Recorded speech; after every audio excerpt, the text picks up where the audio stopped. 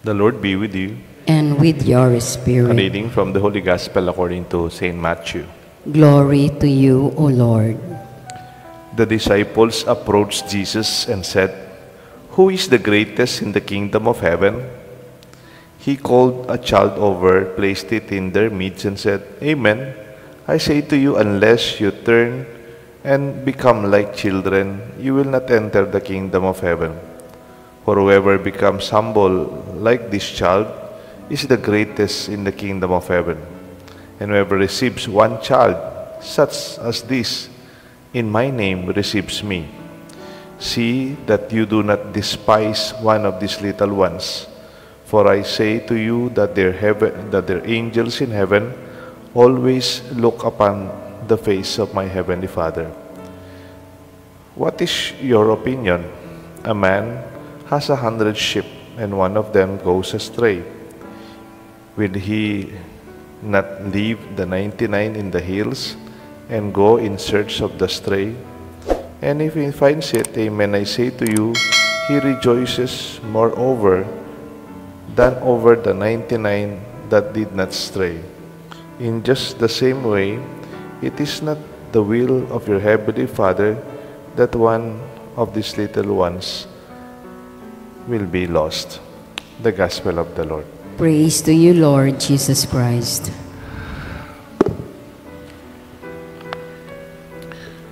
In the name of the Father, the Son, the Holy Spirit. Amen. Where are the kids? May klase na sila. Merong isang baby doon sa bata. And we're not getting any younger. Where are the kids? In the 60s, meron pong pagkakamali yung mga simbahan where the children were not allowed in Christian church services. In the 60s, hindi lang mo Katoliko, pati mga Protestante, bawal ang mga bata sa simbahan. Para walang maingay. Walang tumatakbo, walang istorbo. Talagang focus sa ating service. And for some time, they followed that. Tama nga naman, kung saan ako nagmimisa, may mga bata, sobra naman yung kanilang ingay, no? And they were successful because, in a sense, for some time, tahimik yung kanilang service. Walang maingay na bata. Walang istorbo, sorry for the term. Pero in the long run, after some time, nung matatanda na itong matandang bawal yung mga bata naman na hindi na sanay pumasok sa simbahan habang malit sila, nung teenager na sila, may sariling buhay na, meron na silang choices, ayaw nilang pumasok sa simbahan. Minsan si Cardinal Chito Tagle, nagmisa po siya sa isang Ambrosian Rite Catholic Church in Milan. Yun sa Milan, malalaking simbahan po yun. And habang nagmimisa si Cardinal Tagle, sabi daw niya, parang may kulang. Parang may kulang. Puno naman yung simbahan kasi parang piyesta eh. Pero parang sa amin, parang may kulang. And then he felt something. Siyempre, Filipino si Apong Tagle, no? Galing pa rin sa Pilipinas. Alam niyo na napansin niya, there are no children in the congregation. At sabi niya, where are the kids? Tayong mga Pinoy, sanay tayo sa mga bata, sa ating mga misa. Alam natin, the word successors, no? From success to successors. Yung gusto sabihin, from success to successor, kung matagumpay ka, sino magmamana ng tagumpay mo? Ha? Yung kapitbahay? Yung anak na kaibigan mo? O kung sino man yon, tawag sa atin, successors, di ba? From success to successors. And when you succeed, something follows, someone follows, you succeed, no? The opposite of succeed is nothing follows. Walang kasunod. Wala na. Successors as the young and next generation, praying that they will even be better than us. Pag binibinyagan po, may binibinyagan ako, masaya po ako. Because they will be our successors. Pag may mga batang umiiyak yan, masaya din ako. They will be our successors. Dapat hindi matapos sa atin ang ating pananampalataya. Alam niyo po yan, kahit sa pamilya. Hindi lang para sa atin. It's for the next generation. In the 18th century, 1757, meron pong isang famous emperor sa France, si Emperor Louis XV. Very, ano po si Louis? Very, parang it's all about himself. Parang the highest level of French luxury and the aristocratic life. Parang binuhay niya, no? First class, social na aristocratic. Kasi that is one of the peak of French civilization and culture. Pero may sinabi siyang naging famous, attributed sa kanya. Sabi niya, après moi, deluge. Ano yun? After me, there will be destruction. Or after me, nothing follows. O baka siguro pwedeng interpret natin loosely, I don't care what happens when I'm gone. Or disaster can come for all I care. Anong pakialam ko pagkatapos ko? Wala na susunod. It's often used to describe the selfish, short-term thinking without regard to long-term consequences. Parang hindi niya man inisip. Pagkatapos niya, ano pa kaya? He was not even thinking of his successor or somebody will continue because it's all about him. Alam niyo po yung mga dinosaur. Dinosaur. Yung malalaking dinosaur. Wala naman tayong nakitang dinosaur. Picture lang. Tsaka yung sine ng Jurassic Park.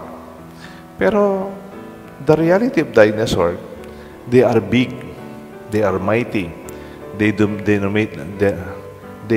dominated the earth.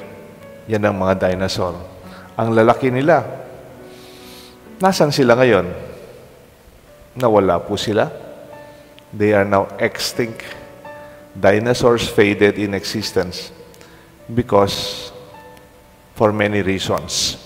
Sabi nila, may nagkaroon ng change ng temperature sa mundo, hindi sila nakapag-adjust. Mayroon nang makasabing mayroong comet, tapos dumitang, nag-iba yung situation, namatay sila. Pero mayroon namang sasabing dinosaurs faded in existence because they were not unable to adapt to the changes of the climate of the environment. Pwedeng sabihin natin yung simbahan natin, ang laki-laki ng simbahan natin, ang dami-daming nagsisimba. Ang laki-laki ng Catholic Church, we are more than 2 billion. Totoo naman po yun in this lifetime.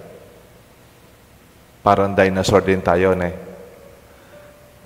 But if we will not adjust, if we weren't able to adapt to the changing times, we might become extinct also. Nangyayari na po yan sa Europe. Nagpunta na kayo, no? Na mga malalaking simbahan na walang laman. Turista lamang. So please, kung meron tayong sa gospel ngayon, do not, the greatest in the kingdom of God are the young, the children. And that is how Jesus depict the young ones. Do not despise these little ones. Ang pinaka-grabe daw na gawin natin is to put down or to put out the fire in the youth. Yung, di ba pag may kabataan ka, yung maingay ka, gusto mong sumigaw, excited ka, puno ka ng energy, pabayaan nyo lang. Basta guide them. Basta hindi mali, hindi sila masasaktan, wala silang sasaktan. let them express themselves. Do not put out the fire of the youth. Noon si Apong Rina, nandiyan si Apong Rina.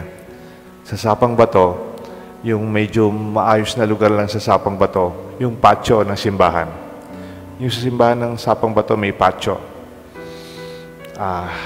Sa isa sa din may basketball court. Pero yun yung pinaka-open ground. May mga batang naglalaro doon. Mamiyalong lapo. Pupulaila, nung ating klase. Nang kahit mamiyalong la, tila pang volleyball, basketball, kaya na. Babawal dalari at chirina, datang kayabe na. Kasi po yung tanaman, siyempre, mga paklila. O siguro naman yung Aching Carmen, nung akit na itamita siya presyon ni Aching Carmen, di ba? May mga paklila rin, tanaman kuha na. Okay, but sabi ko, please, do not put out the fire of the youth. Yung masyadong pakabulyo, yung masyadong magsalitang masakit, up to the point, magtampo na lang kayo, samban. Sabi ko, let them play in the church, in the patio. Someday, they will pray inside the church. Milyari po ito. I witnessed that. Dito nga nakapula-pula yan. Dito mga late. Later on, a few years bayo na ako mayari. Mga 2 years before ko may ako Sapang Bato. Ilan na pong mag-choir kay misa. Detang Little Angels Choir. Totoo po ito. And I did not even expect that. Muna, tikidala mong magkanta keng bali po itang Hosana. Hosana, Hosana. Kaya pong palaspas, Palm Sunday. Hindi, kakanta lang. And then later on, may ginala pong choir. They play, and now they pray. There's a process. But we should allow them. And when there are ways, we see they are our successors. The root word of successors, success. But success is no longer yours alone, but for those who will follow after you. Let us not be like Louis the 15th. For those who will continue, your children, the young, the understudy, they are our legacy. Pota po ng ating anak makanyan, maswelo tamo, isn't it? Anya po ako, I don't mind, ng ating anak. Kaya po king nukan nita, Palmera, ting metong anak ka rin, Leo, nakataba, makagatas siyang man, pula-pula yan. Pabre niya po nga ako, datang panahon niyang mamalit ka na ako yan. In the long run, kasi ang walat ito, yung mamalit ka na ako yan. They will be our future. Nung pwede ping 100 tasisimbangin, sana ting 100 ay anak maging understudy tamo. Manyundo kayong gagawan tamo. At po kwento na true story po yun. So bagay din nga luwa, true story lang naman. Mamaysan na kayo karang aliwa. Pero hindi po totoo yan. Di misan po, magmisa kayong malating barangay. Gagawan din po yung bisitas. Bayo ko pang pari. At yung pong paring European, bisita diretang taga-Karin. Itang European priest, walang tiki diya mong may bakasyon. Tiki diya rin Filipino, then Filipino, balo mong very active la po kay karelang simbahan.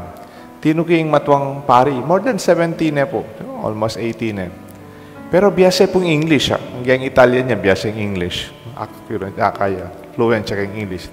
So, may I con-celebrate, Sige, pag con-celebrate kayo, pwede magmisa kami po, con-celebrated. O nang chance ko na po yun para makaramdam maliwang pari. Can you deliver the homily nga po? Pwede po kayo po yung mag-homily. Yes, Father, may kaya na yan po. Matuan, Monsignor na po. Yan tapo niya na po mag-homily, dakalataw. Pota magmisa kayong barangay, dakalataw, sapak. In my church in Europe, it is very big. It's bigger than your Manila Cathedral. Medyo melati ko po kasi malati ito ang chapel. In my church in Europe, it is so historical. It dates back in the middle centuries. Tapos kaya kami pagawa de pa. In my church in Europe, there are no noisy children. O niya, nung karal din anak, ba't wala makikikla po? ating pupulay, ating kikyak, ating mipapate, ating mamyalo, ating pamamangan kaya tanggulot. In my church in Europe, there are no children crying, no children laughing, no children running, no noisy children. At pagsalitan kaya pa yung matumpari ngayon niya ako. Sana anak po ka rin eh. Kaya ba't dinawin na ako nitang matumpari? Congratulations, Father Deo. The noise of children in your church is music in my ear. Medyo may dagol kubus-bus sa yarong. In my church in Europe, there are no more children. Only old people, and they are very few.